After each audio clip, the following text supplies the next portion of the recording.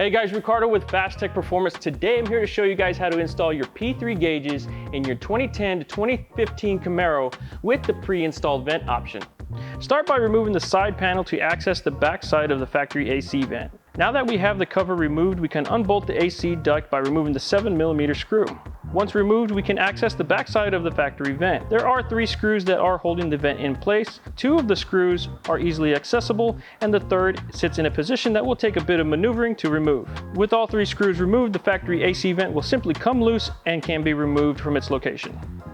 The new gauge will use the factory screws to be held in the factory location. Once the gauge is installed, we can route our wiring to make the connection to the P3 display cable, which will tuck into the dash cavity for a clean looking install. Now that we have the gauge in place and wiring tucked back, we can reinstall the dash panel. Then we can make the connection to our OBD2 port and ensure the gauge is functioning properly.